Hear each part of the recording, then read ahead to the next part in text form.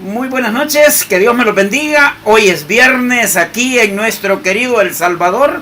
¿Qué semana la que hemos tenido? Reflexionando sobre muchas cosas. Y hoy estamos cerrando con este ejercicio de pensar juntos. No existe evento ni cosa en el mundo que logren borrar esas historias que se graban a fuego en nuestras memorias. Son esas historias de nuestro primer hogar o lo que más se pareció a un hogar.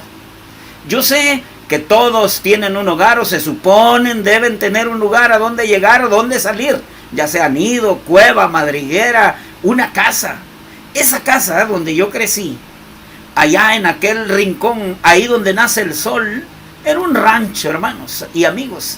Era una casa de bajo costo, chiquita, pero esa tenía un valor extra. Era un hogar. Ese no era el hogar, era un hogar y ese era el mío. Era un lugar de casa de candil, era un lugar de olor a manteca de cuche para cocinar, era un lugar de reunión. Y quizás hoy nuestro hogar no sea el mismo, es probable que haya cambiado. Y pueda que ni lo reconozcamos, pero nuestra historia interna no cambia. Lo que vivimos ahí en ese primer lugar está tatuado en el alma, en nuestros recuerdos. Algunos nos tocó ser nómadas, nos mudamos, tuvimos que reubicarnos en diferentes lugares, otros permanecieron más tiempo en un solo lugar, pero yo pasé mi infancia en ese primer hogar, ahí donde nace el sol, ahí esa casita que estaba cerca del río Lempa, ahí donde yo miraba la única calle que teníamos, las demás eran calles de tierra, pero esta era una calle casi pavimentada, hermanos. Eso era lo más parecido a un barrio privado ahí. Y yo pensaba cuando me subía a lo alto del palo de jocote que teníamos ahí, pensaba que un día me iba a olvidar de mis complejos, de la timidez, y que esas cosas me iban a dejar en paz un día. En esos días de relax, de juegos en la calle, jugando a las chibolas, jugar al escondelero hasta que pues se acabara todo el invierno. Esos días de porque Dios me hizo quererte. Esos días del robot gigante, de Kit Carson, El Llanero Solitario y todos esos programas como Bonanza. Días aquellos en los que miraba por las ventanas de madera cuando la lluvia caía por aquel diminuto jardín. Y yo sentía que estaba en el mejor lugar del mundo. Ese lugar era lo más seguro al que un niño podía esperar. Y era lo que todos conocíamos, ahí todos nos conocíamos en ese cantón. Todos sabíamos de todo. Cualquiera lo podía regañar, cualquiera le podía ofrecer ese brazo solidario porque era vecino. Allí en el cantón nos saludábamos por cortesía y por educación. Y saludábamos al bulto, hermanos, si era corto de vista, porque todos éramos amigos. Simple y formal. Y esto trae a mi memoria algo que rescato como valores perdidos, saludarse. Esa familiaridad nos daba sentido de permanencia. Allí en el valle todos éramos parte de algo. El cantón era una escuela de vida. Era el vientre materno de nuestra sociedad. Y ahí en ese lugar fui inmortal, superhéroe, amigo de mis amigos, el hijo de, en honor a mis papás, el hijo de don Plinio. Y la dirección de la casa era credencial de buena gente. Allí aprendí valores.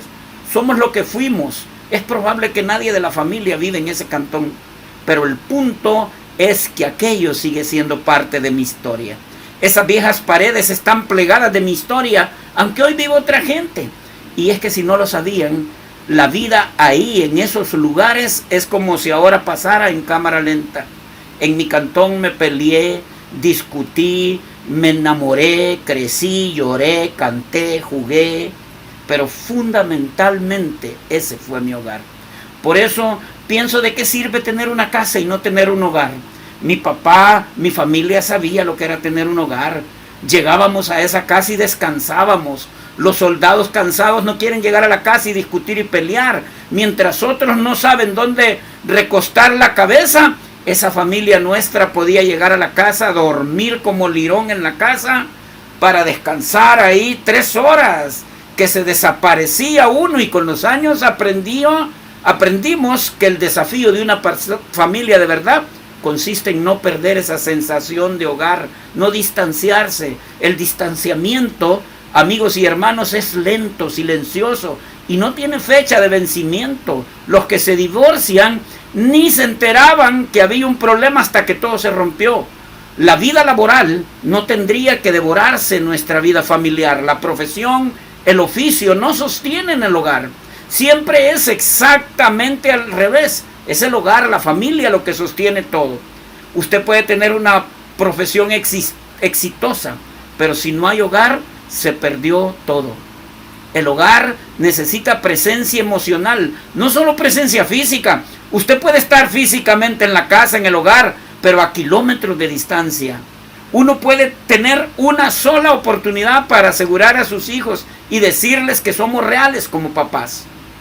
Porque yo digo que el sentimiento de huérfano es más aceptable si está acompañado por una pieza vacía, un cuarto vacío, que una lápida o un ataúd. Pero miren, es horrible sentirse huérfano cuando su papá está durmiendo en el otro cuarto.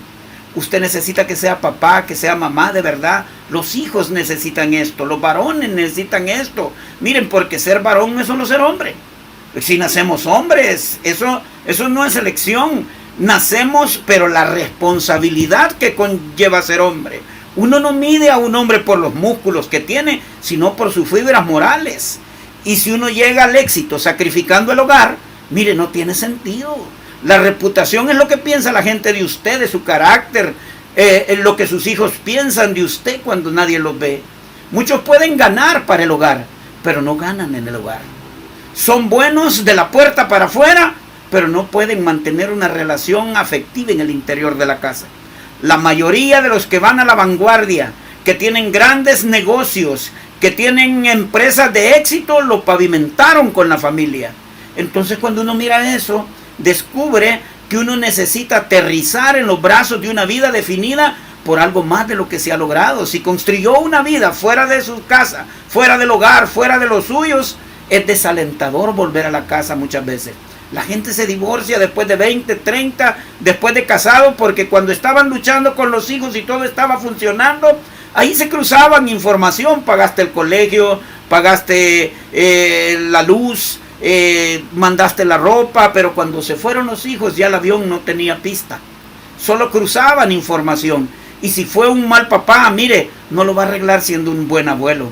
Y si las personas por las que se esforzó toda la vida ya no están, cuando usted quiere aterrizar en los años adultos, entonces va a tener que desviar su plan de aterrizaje cuando ya es viejo. Miren, a mí la vida no me ha tratado mal. Y aun cuando es verdad que lo que he logrado hacer no me lo regaló nadie, Dios sabe que he tenido que remar, siempre me queda el recuerdo de aquella casita, de aquel rancho, ahí donde nace el sol. Y hay veces cuando ando por ahí, entro, paso. Hoy se molesta la gente y dice, ¿qué hace ahí sacando fotos? Pero yo voy a sacar fotos donde me crié, porque allí aprendí la mejor de todas las enseñanzas y que la conservo hasta hoy. Que en mis años de casas más cómodas no me hagan olvidar la casita de donde vengo, porque me parece que ese día me voy a olvidar quién soy. Y debe ser terrible llegar a viejo con una gran mansión, pero no tener un hogar donde dormir una siesta, como cuando dormíamos en ese ranchito. Por eso digo, un hijo es la prolongación de nuestra propia vida. Son los locos bajitos, como decía Kelly, de alguna forma justifican nuestro paso por esta tierra. Y esta es una carrera de relevo, el corredor va pasando la antorcha y lo que importa es que ellos lleguen a la meta.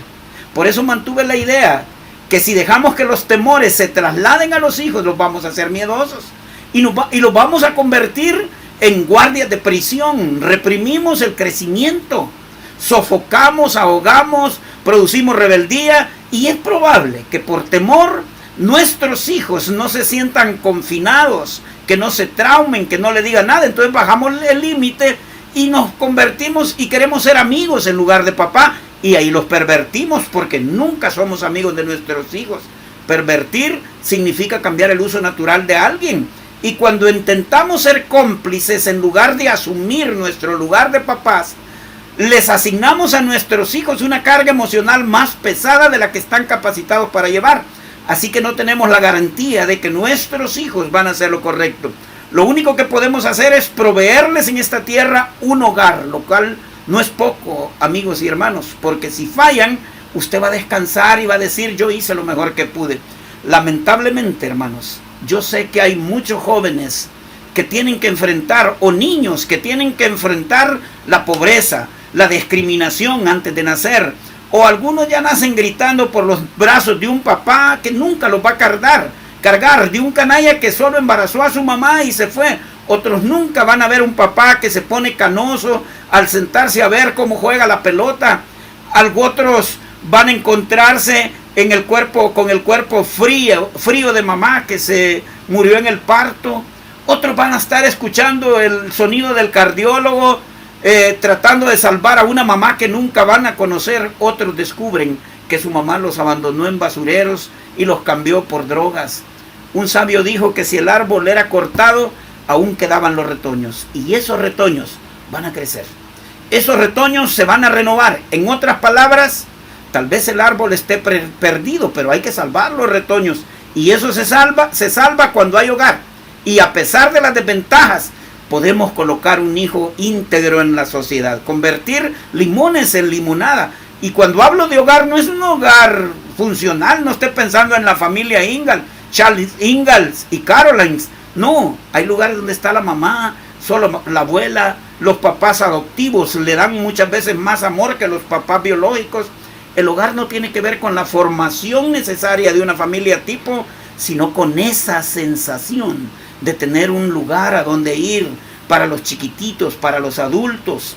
Alguien dijo que el casamiento es la unión de dos agendas para un solo destino, pero para muchos divorciarse es muy tarde porque el árbol se derribó. Pero se puede salvar el hogar, aunque ya no se salve el matrimonio, aunque no pueda salvar la relación marital, pero hay que salvar a los hijos, esa sensación de hogar, porque ningún hijo merece convertirse en víctima inocente de una guerra que no declaró. Y si uno permite que esos retoños se pierdan, todos los años fueron en vano.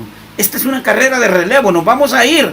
Ellos van a seguir, tanto dolor, tanto sacrificio. No va a tener sentido. Si se acabó el sueño de la princesa y el príncipe, mire, forcémonos por salvar los retoños. Es posible una buena semilla de un árbol muerto. Yo siempre pensé eso, a lo mejor la vida mía no fue la mejor, pero mis hijos pueden tener esa sensación de hogar.